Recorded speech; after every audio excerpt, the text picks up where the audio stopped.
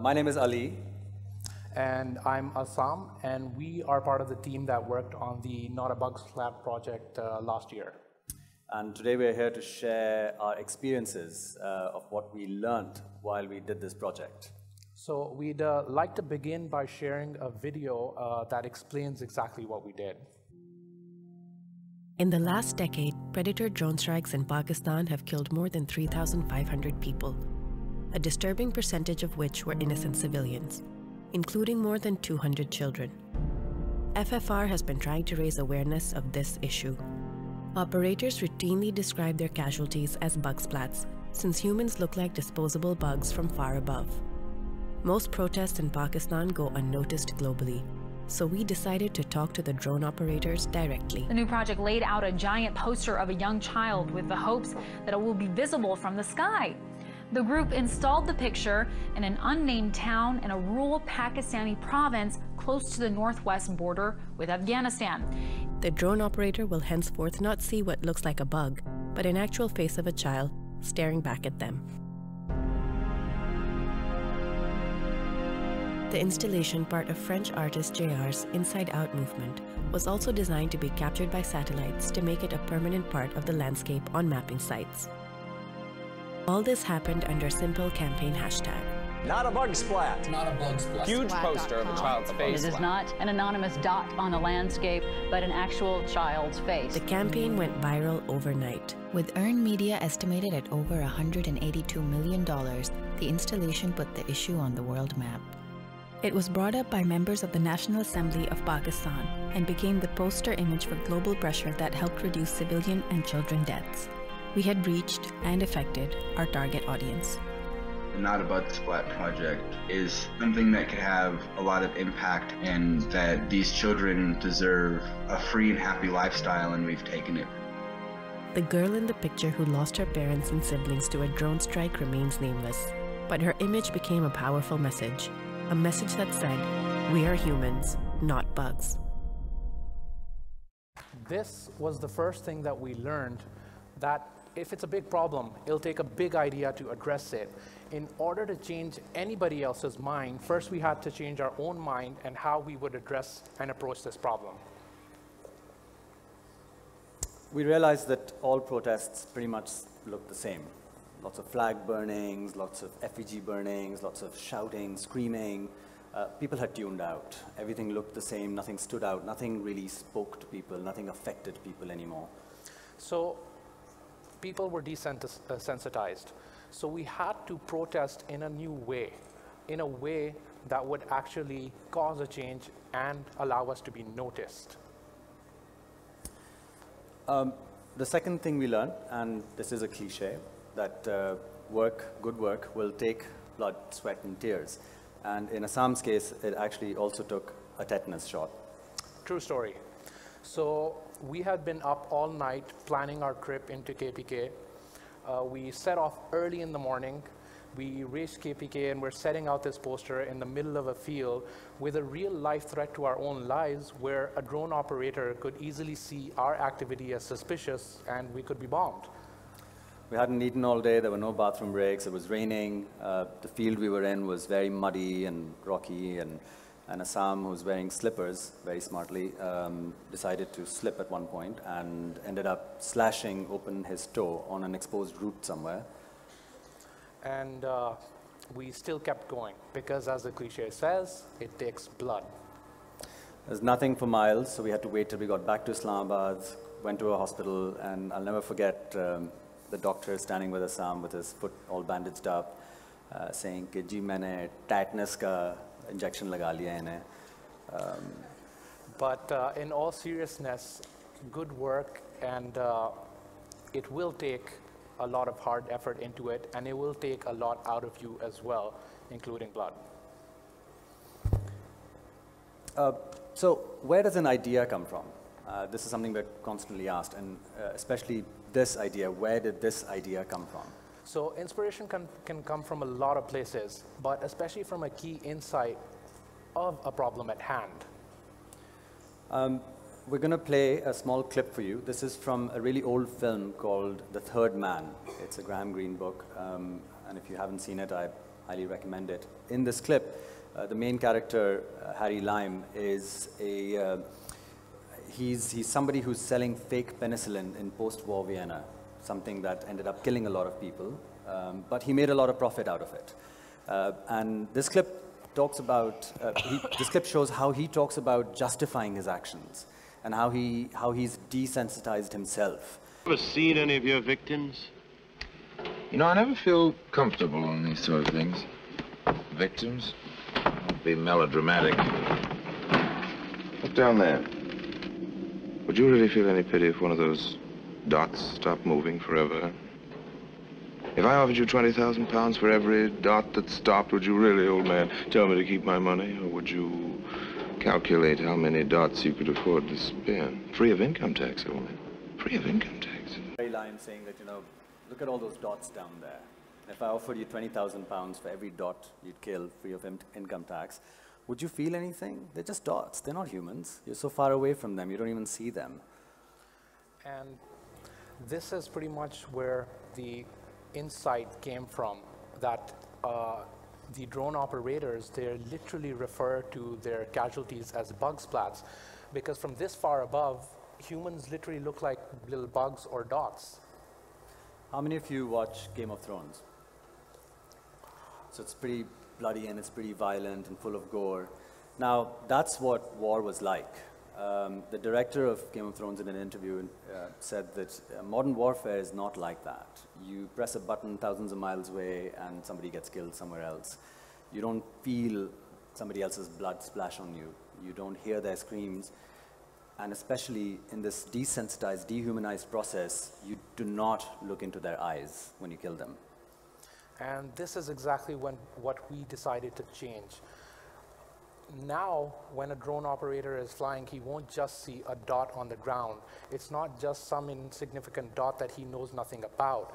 Now, when he looks at a screen, he's going to see a face of a human, the victim that he's supposedly bombing. And this is the classic example of the phrase, the 1,000-yard stare, used in World War II, which is when you see your enemy staring back at you, do you have the courage to then pull the trigger? There's a set of eyes looking back at you. The fourth thing we learned was that confidence is very, very contagious. So it was pretty much like the doctor telling me, "Ke ho sakta hai ye tetanus ka injection kaam kar jaye." You know, it makes you feel worried. If my doctor isn't sure, and if he's not sure about this working, how can I be certain that it's going to work? So even though it was a huge undertaking, we believed in our work. We believed that it would work. We believed that it would get the reaction. We believed that it would happen. It was a tremendous undertaking, but we set out believing that this will work. So this is us laying down that poster in the field, and it weighed about 250 kilograms. So as we started to lay out this poster, it was basically just 2 or 4 of our colleagues together laying it out, and it was almost an impossible task. But all of a sudden, we see these villagers come out, and they see how determined we were and how passionate we were, and they stopped, and they all got involved trying to help us.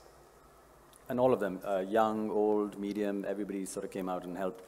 But the funny thing is that when we were unrolling this poster, because when you're at ground level, you couldn't see what was on the poster. Everything was pretty large pixels. You only notice the image when you're very far up. So these guys are unloading this thing and unrolling it, but they can't tell what it is.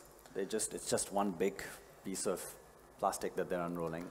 So they didn't know what it was until we actually flew the drone.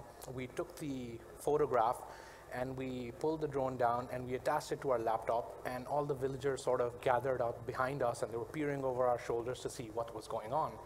And as soon as the file is downloaded and the image opens up, and they all sort of reacted, "Oi, ye to ladki ki tasveer hai."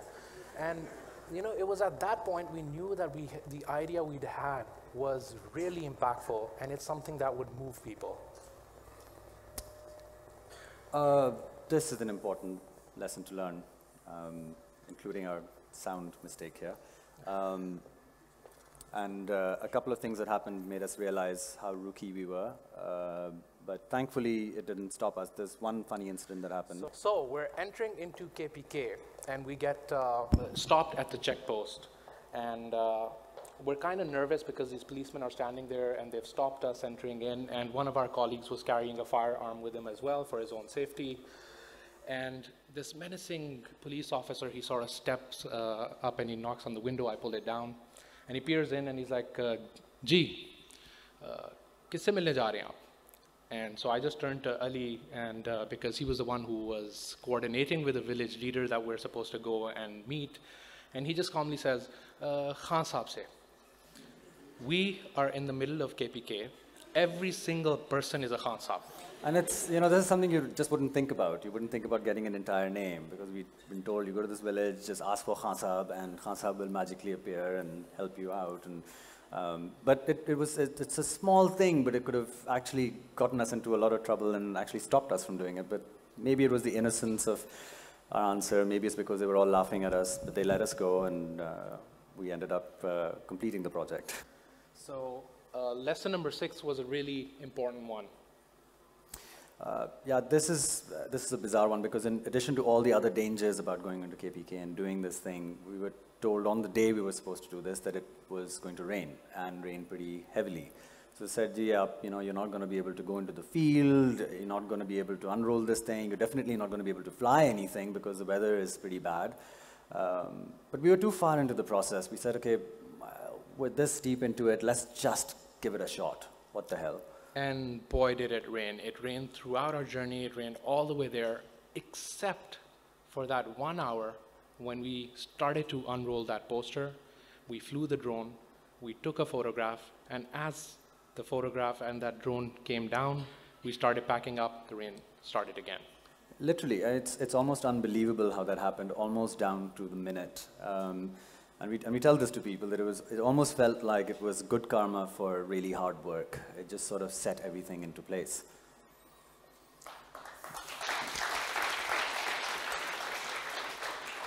So the 7th lesson that we learned, it's all or nothing. You can't go at it half-hearted.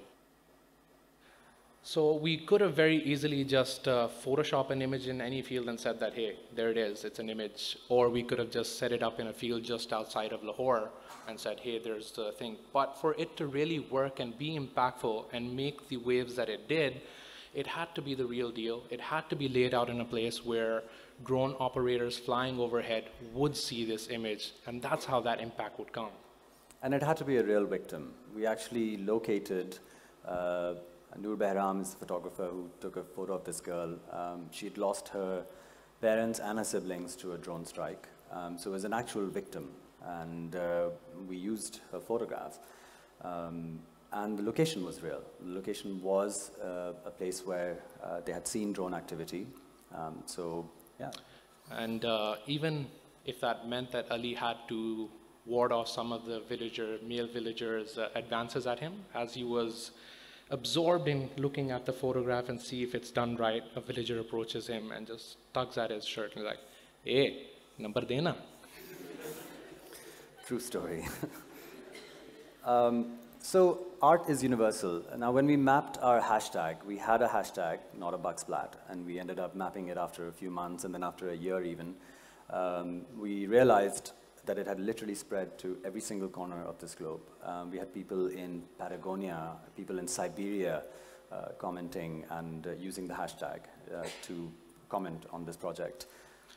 And this is probably the best compliment we could have gotten, and this is a perfect example of how it worked as an art piece, where Vice compared us to Banksy, a well-renowned artist who reaches and touches the lives of everybody around the globe with his art.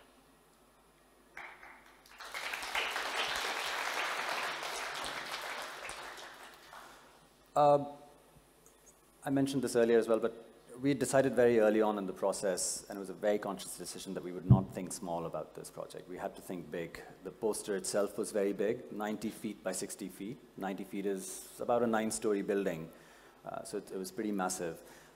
We also expected big results. We would not want to settle for small-time news. We knew that this would be really big a reaction.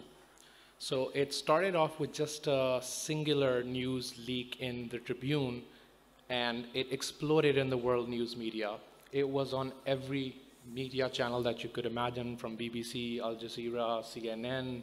It was on the Colbert Report. It just made its way around everywhere. But it didn't just stop at the media channels. It made its way into museums as an art piece. It was being discussed in photography circles, in art circles. It was being taught in colleges as a form of how art can make sort of that difference. And it's not just that, but the image that we had created became sort of that poster image that other people were using to create their own protest. And this particular one right at the top is some protesters using our image outside of an actual drone training facility to do a protest.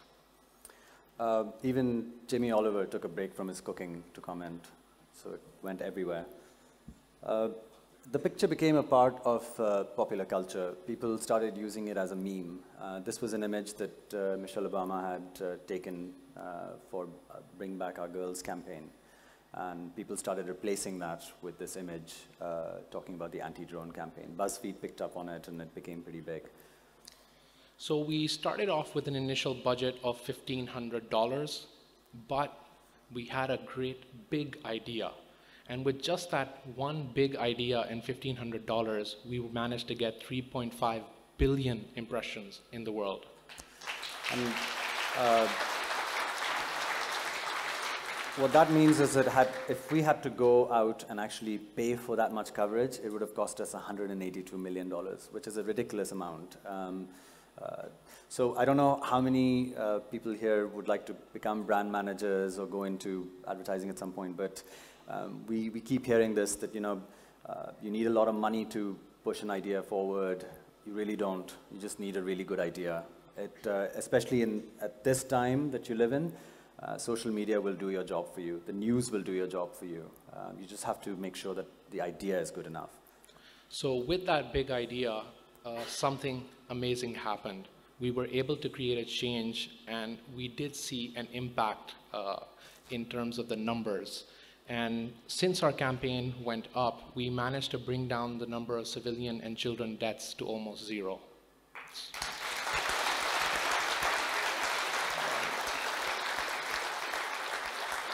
So this is the most important lesson we learned. It's very, very humbling at a point, because whenever you come up with or present an idea or talk about doing an idea, there'll be an X amount of people telling you that it can't be done for whatever reason. It's dangerous, too costly, vagara, vagara. And this is because anything new is perceived as risky precisely because it hasn't been done before.